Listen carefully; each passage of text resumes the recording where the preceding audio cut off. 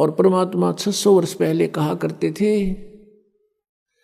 धर्मदास ये जग बोराना, कोई न जाने पद निर्वाणा, यही कारण मैं कथा पसारा, सबसे कहिए एक राम नियारा। अपनी प्यारी आत्मा धर्मदास जी को परमेश्वर कबीर देव जी 600 वर्ष पहले ये बता रहे हैं कि हे धर्मदास, ये पूरा समाज, पूरा विश्व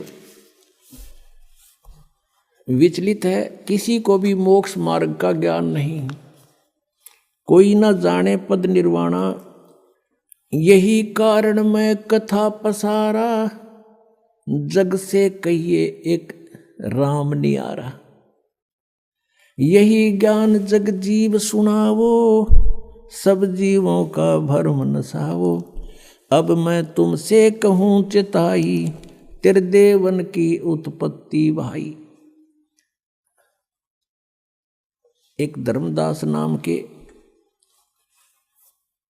बहुत श्रद्धालु थे और उसका पवित्र हिंदू धर्म में जन्म था, जिस कारण से वो श्री ब्रह्मा जी, श्री विष्णु जी, श्री शिव जी के कट्टर पुजारी थे। ब्रह्मा जी की तो पूजा कोई करता नहीं, लेकिन विष्णु जी के वो, श्री विष्णु जी के वो कट्टर पुजारी थे। भगवान शंकर को भी सामान्य दृष्टि से देखते थे, जैसे हम सभी हिंदू ऐसे ही करते थे। और जैसे भी उन्होंने गुरु भी धारण कर रखा था, रूपदास जी, अपने रूपदास गुरुदेव जी के बताए मार्ग अनुसार वो हरे कृष्ण हरे राम का जाप करते थे। राधे राधे श्याम मिला दे सीताराम राधे श्याम, और ओम नमः शिवाय, ओम भागवते वासुदेव नमः, एवं नमः, ये पता नहीं कितने नमः बना रखे इन्होंने। तो ये सभी जाप किया करते थे वो सब। परमात्मा अपनी लीला अनुसार, अपनी महिमा अनुसार जो लीला करता है, जिसके विषय में वेद गवाही देते हैं कि वो परमात्मा कौन है। देखो पुण्यात्माओं, वेदों को पवित्र हिंदू समाज एक बहुत ही आदर की दृष्टि से मानता है और पूरा हिंदू समाज वेदों पर आधारित है। उसके बाद उसी के समांतर पवित्र 18 पुराणों को भी हम सामान्य दृष्टि से, आदरणीय दृष्टि से ही देखते हैं। श्रीमद् भगवत गीता को भी हम एक बहुत पवित्र सदग्रंथ मानते हैं। अब उन सदग्रंथों में क्या क्या मैटर है, क्या विवरण है, ये आज तक हमें नहीं पता था। हम ये अवश्य मानते थे कि वेदों में जो लिखा है वो बहुत अच्छा है, वो सत्य है। और वेदों में कौन सी मेडिसिन की वो तो है नहीं, वो बुक, वो तो भगवान के विषय में जानकारी है सारी। वो परमात्मा कौन है, वो परमात्मा कैसा है, वो परमात्मा करता क्या है, वो लीला करता क्या है, किस रूप में रहता है, ये सारा ज्ञान वेदों में लिखा था। लेकिन वेद संस्कृत में थे और संस्कृत भाषा का जानने का अधिकार केवल एक वर्ग को था, एक वर्ग को था, ब्राह्मण को। अब इन ब्राह्मणों ने जैसा भी ऋषियों ने पढ़ा इन अपने वेदों को, ये नहीं समझ सके वेदों के गूढ़ रहस्यों को, क्योंकि इनके पास तत्व ज्ञान नहीं था। अब देखो, इन्होंने वेदों को पढ़ा और श्रीमद् भगवत गीता को पढ़ा। श्रीमद् भगवत गीता अध्याय नंबर 4 के श्लोक नंबर 34 में कहा कि उस तत्व ज्ञान को, कौन से तत्व ज्ञान को? श्रीमद् भगवत गीता अध्याय नंबर 4 के श्लोक नंबर 32 में कहा कि वो तत्व ज्ञान जो परमात्मा ने अपने मुख कमल से आकर बोला है, वो तत्व ज्ञान है। और उसमें यज्ञों की अर्थात धार्मिक अनुष्ठानों की जानकारी बहुत विस्तार के साथ है। और उसके जानने के बाद फिर तू सर्व प्रकार से कर्मों से मुक्त हो जाएगा, वो है तत्व ज्ञान। तो चौथे अध्याय के 34वें श्लोक में कहा कि उस तत्व ज्ञान को तू तत्वदर्शी संतों के पास जाकर समझ और उनको दंडवत प्रणाम करने से, कपट छोड़कर विनम्र भाव से याचना करने से, प्रार्थना करने से वो तत्वदर्शी संत तुझे परमात्म तत्व का ज्ञान कराएंगे। तो इससे सिद्ध हो गया कि गीता ज्ञान दाता ये कह रहा है कि मैं उस तत्व ज्ञान से अपरिचित हूं। नहीं तो एक 18 अध्याय लिखे, 19 में और लिख दो यूं तत्व ज्ञान भाई, उसको पता ही नहीं था इसके बारे में। ऐसे ही चारों वेदों का सारांश है पवित्र श्रीमद् भगवद गीता, पवित्र चारों वेदों का। तो यजुर्वेद अध्याय नंबर 40 के मंत्र नंबर 10 से लेकर 13 तक 2 बार गवाही दी है कि कोई तो परमात्मा को असंभवात, असंभवात माने जो जन्म नहीं लेता यानी निराकार है, और कोई उसको कहते हैं संभवात, जैसे राम और कृष्ण रूप में जन्म लेकर प्रकट होता है वो साकार है। कहते हैं भगवान साकार है या निराकार है, इसकी जानकारी भी तत्वदर्शी संत बताएंगे, उनसे सुनो, वो सही सही बताते हैं। तो इससे सिद्ध हो गया कि वेद ज्ञान भी कंप्लीट नहीं है। इसलिए वेदों में लास्ट में लिखा है नेति नेति। नेति का अर्थ होता न इति, इति माने एंड, अंत, न माने नहीं। हमने जो ज्ञान दे दिया ये पूर्ण नहीं है, ये इतना ही नहीं है। तो इससे सिद्ध हो गया कि वेद भी इनकम्प्लीट ज्ञान रखते हैं। तो इन महापुरुषों ने, ब्राह्मणों ने, ऋषियों ने, जैसे ब्रह्मा ने, विष्णु ने, शिव जी ने, इन सभी ने वेदों को पढ़ा और वेदों में भी पढ़ने के लिए ड्यूटी लगा दी ब्रह्मा की कि आप इनको पढ़ो और अच्छी तरह समझो और हमें समझाओ। तो ब्रह्मा को ब्राह्मण कहने लगे। ब्रह्मा के वंशज जितने थे, ब्रह्मा जी ने उन ऋषियों को भी अपनी तरफ से जैसा भी उन्होंने वेदों को समझा वो ज्ञान बता दिया, तो उसके वंशज सारे ब्राह्मण कहलाने लगे। तो ब्रह्मा जी ने जो विष्णु और शिव जी को ज्ञान दिया उन्होंने फाइनल मान लिया कि जो इन्होंने ठीक पढ़ा है वेदों को ऐसा ही होगा। यही परंपरा फिर आगे चलते हुए आ गई। इन वेदों को पढ़ने का केवल अधिकार ब्राह्मणों को रह गया। संस्कृत भाषा को यही जानते थे, अन्य नहीं जानते थे। अभी कुछ समय पहले भी अपने भारतवर्ष में संस्कृत पढ़ने का अधिकार केवल ब्राह्मणों को था, अन्य जाति का ब्राह्मण नहीं, कोई भी व्यक्ति संस्कृत नहीं पढ़ सकता था। भारतवर्ष में एक काशी विद्यापीठ रही है, काशी में, उसमें केवल ब्राह्मणों के ही बच्चों को पढ़ाया जाता था। और एक यहाँ कड़ौली गांव है खरखोदा के पास, कड़ौली जिला सोनीपत में। कड़ौली गांव का एक निश्चल नाम का बच्चा था। उसके मन में प्रेरणा हुई कि मैं संस्कृत भाषा को जानूं और फिर सदग्रंथों को समझूं और फ्री ऑफ कॉस्ट सबको बताऊं। ये ब्राह्मण वर्ग ने तो केवल इसको अपनी रोजी रोटी तक सीमित कर लिया। इस उद्देश्य से उस किसान के जाट के पुत्र ने एक झूठा सर्टिफिकेट बनवा लिया नंबरदार तय कि ये निश्चल दास ब्राह्मण वर्ग कुल से संबंध रखता है, इस गांव का रहने वाला है, और वो बनवा कर चला गया। काशी विद्यापीठ में प्रवेश पा लिया। वहाँ उसने विद्या ग्रहण की और पूरी यूनिवर्सिटी में 1 नंबर पावे, फर्स्ट स्टैंड करे, अपनी शिक्षा पूर्ण कर ली। जब वो चलने लगा तो उस काशी विद्यापीठ के प्राचार्य की एक कन्या विवाह के योग्य होगी थी।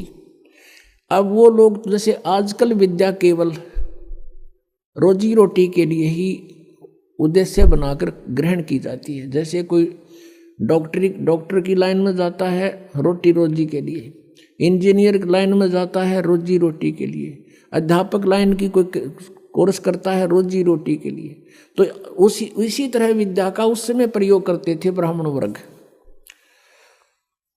कि ये अच्छा विद्वान बच्चा है और खूब धन कमाओगा, बढ़िया बोलना आता है, संस्कृत बहुत अच्छी बोलता है, और घने लोगों ने मूर्ख बना के खूब धन कमाओगा, तेरी बेटी सुखी रहेगी। वो निश्चल नाम था उस बच्चे का।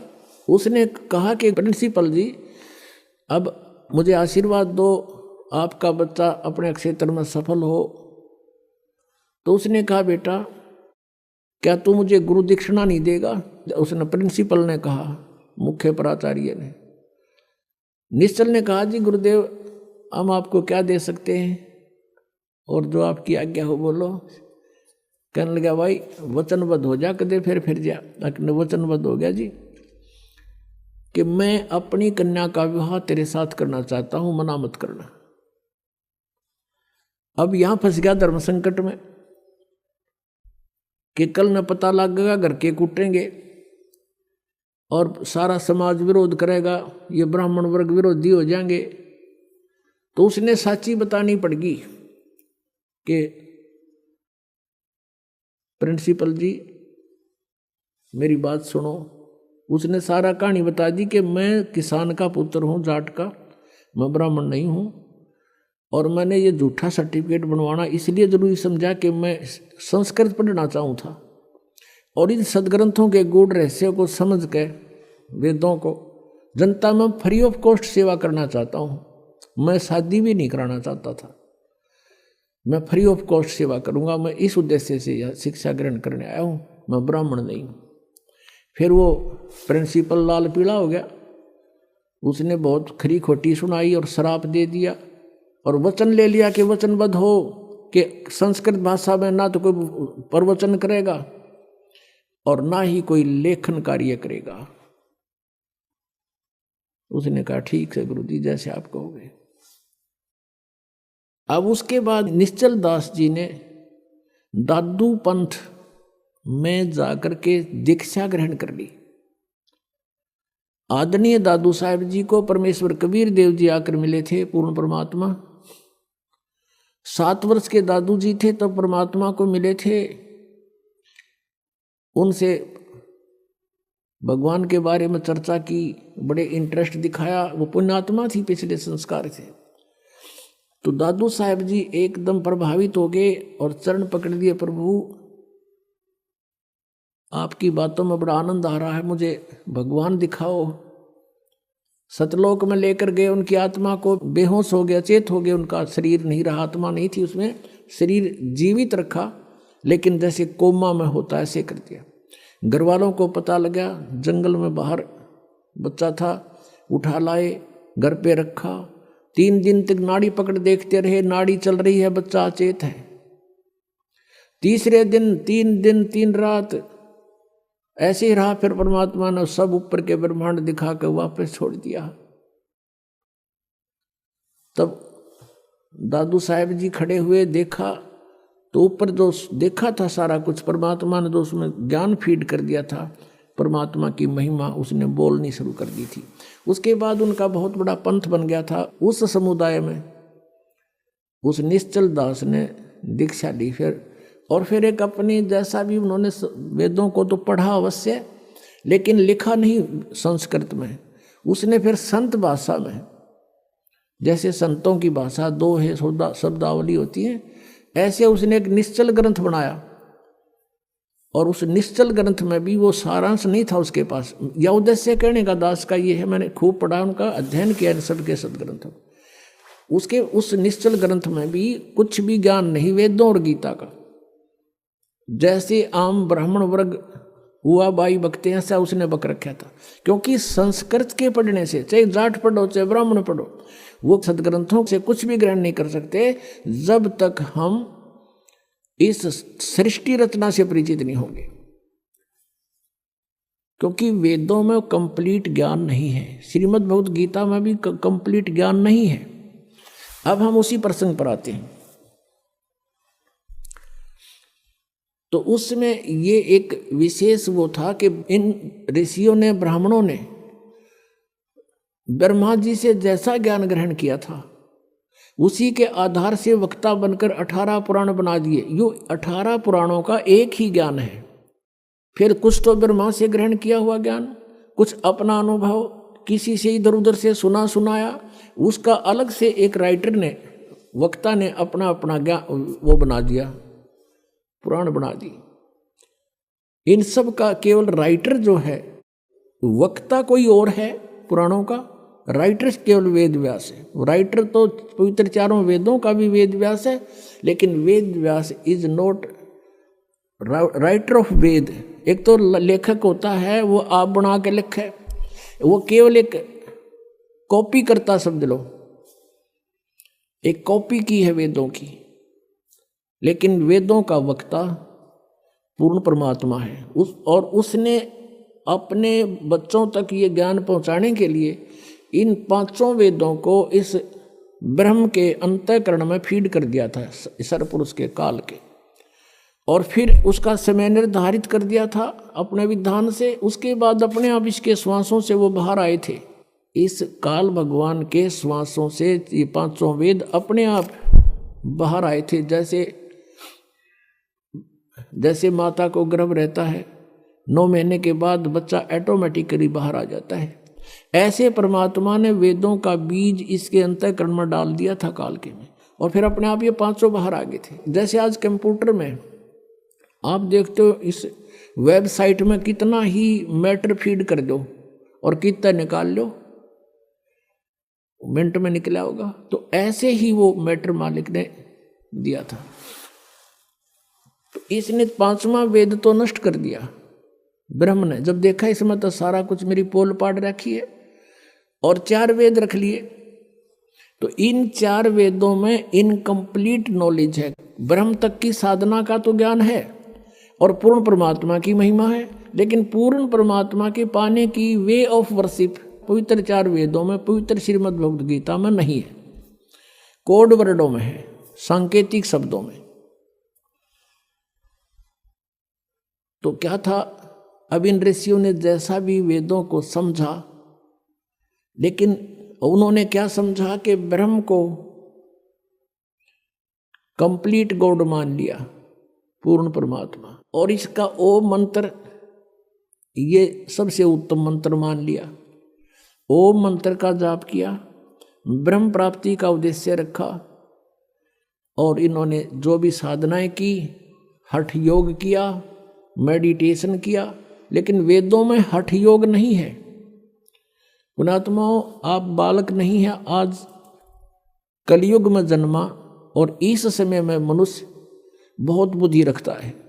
कंप्यूटर बना लिए, इंटरनेट सेट कर दिए, वेबसाइट बना ली। अब भगवान की तरफ थोड़ी सी इस बुद्धि को लगाना पड़ेगा अपना। ये इंटरनेट गणे दिन के नहीं है। अगर 2 वर्ष वर्षा ना हुए, ये जहाज भी खड़े खड़े जरे उन प्लेटफार्मों पे, और ये कंप्यूटर भी बाहर करोड़ियाँ पे गिरने पड़े, ये कोई नहीं निपट नहीं आ पावे, ऐसा बुरा हाल हो जा। तो परमात्मा इज सुप्रीम पावर, परमात्मा ही सर्व सुखदायी है। उसको पाकर हम ऐसे स्थान पर चले जाएंगे जहाँ हमने इन सुविधाओं की, जो यहाँ हम कोशिश कर रहे हैं तगड़मबाजी करके प्राप्त करने की, वहाँ हमें ऑटोमेटिक मिलेंगी, और हम वहीं रहा करते थे। हम अपनी गलती से वो यहाँ आगे उसका दंड भोग रहे हैं। हम एक एक पैसे के भिखारी हो गए, एक एक दाने का हम भिखारी बन गए, और वहाँ हमारे सामने भरे पूरे भंडार थे, सदाबहार वृक्ष थे, फलदार वृक्ष थे, किसी चीज़ का अभाव नहीं था, सरोवर भरे थे दूधों के, सतलोक के अंदर अमृत आहार किया करते थे। हम उस भरी थाली का ठोकर मारे, उसके प्रतिफल में आज हम सारा जीवन लगे रहते हैं इस एक पेट के लिए, शरीर के लिए। यही पूरा नहीं होता और मर ही जाते। तो कहने का भाव ये है कि हम ये हठ योग जो है किसी भी वेद में नहीं है। ये हठ योग इन्होंने कैसे शुरू कर दिया? ब्रह्मा जी की उत्पत्ति में लिखा है, ब्रह्मा जी बताता है कि मैं जब होश में आया, युवा था और कमल के फूल पर बैठा था, मुझे नहीं मालूम मेरा उत्पत्ति करता कौन है। और फिर वहां से आकाशवाणी हुई कि तप करो तप करो। 1000 वर्ष तक ब्रह्मा ने तप किया। फिर कहा सृष्टि करो, तपो तपो कर वाक्य सुनाया, लोक रचो बल मेरी माया। सूक्ष्म वेद में कह ब्रह्मा को काल ने कह दिया तपो तपो कर वाक्य सुनाया। अब ब्रह्मा जी को जो आकाशवाणी सुनाई दी, इस काल ने बोल दी। ये गुप्त रहता है, ऊपर छुपा हुआ रहता अपनी माया से। आकाशवाणी से सुना दिया कि तप करो तप करो।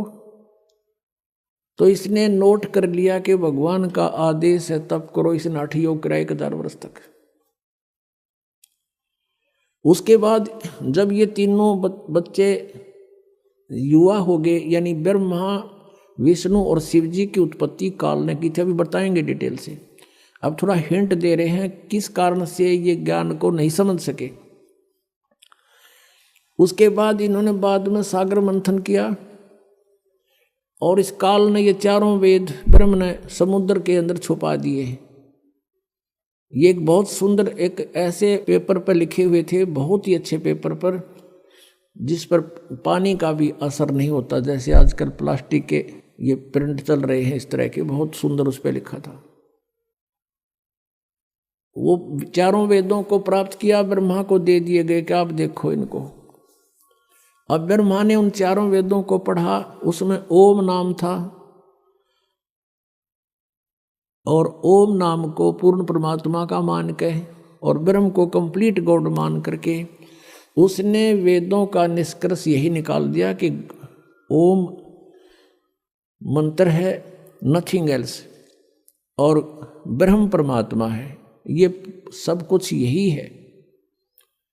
अब वहाँ ब्रह्मा की बुद्धि सिलप करगी। यजुर्वेद के 40वें अध्याय के 10वें और 11वें 12वें 13वें 4 श्लोकों में एक निर्णायक ज्ञान दिया है कि कोई तो परमात्मा को असंभवात यानी जन्म नहीं लेता, उत्पन्न ही नहीं होता, वो निराकार कहता है, और कोई उसको संभवात माने उत्पन्न होने वाला मानता है। साकार है वो या निराकार, इसकी जानकारी तत्वदर्शी संत बताएगा, उससे पूछो, उनसे सुनो। फिर बताया है कि जिसको अक्षर ज्ञान हो गया उसको विद्वान कह देते हैं, जिसको अविद्या है तो उसको अविद्वान कहते हैं, जिसके पास अक्षर ज्ञान नहीं है कहते हैं विद्वान। और अविद्वान की डेफिनेशन भी वो तत्वदर्शी संत बताएगा, उससे सुनो। तो ये दास बताएगा आपको विद्वान कौन था, अविद्वान कौन थे। जो वेदों को जानते हैं वो विद्वान हैं, जो वेदों का ज्ञान नहीं जानते संस्कृत भाषा से विद्वान नहीं बन जाते। जो आज संस्कृत जानता है उसको इंग्लिश नहीं आती तो वहाँ इंग्लिश में अविद्वान है वो। तो एक भाषा का मास्टर होने से विद्वान नहीं बन जाता। विद्वान वही कहलाता है जिसको अध्यात्म ज्ञान है, जिनको परमात्मा की जानकारी होगी और उसके पाने की विधि का पता लगे। तो पुण्यात्मा, जिस कारण से अब ब्रह्मा जी ने यही ज्ञान उनको दे दिया, अपने अनुयायियों को, वंशजों को, तो उन्होंने ओम का जाप किया, हठ योग किया, समाधिस्थ होने की चेष्टाएं की। अब इसने कैसा कमाल कर रखा काल भगवान ने। अब ऋषियों ने साधना करनी चाहिए हठ योग करके, तो समाधिस्थ होने की चेष्टा की। समाधि दशा में ये काल भगवान क्या करता है, कैसी लीला करता है। किसी को तो ब्रह्मा के रूप में दर्शन दे देता है। तो वो ऋषि कहता है कि ये ब्रह्मा जी जो साकार वहाँ उनके सामने रहते थे, कि ये ब्रह्मा जी सुप्रीम पावर हैं, ये पूर्ण परमात्मा हैं, मैंने इनके दर्शन समाधि दशा में हुए हैं। और भी 2-4 को ऐसा ही आभास हो गया, दिखाई देंगे वह।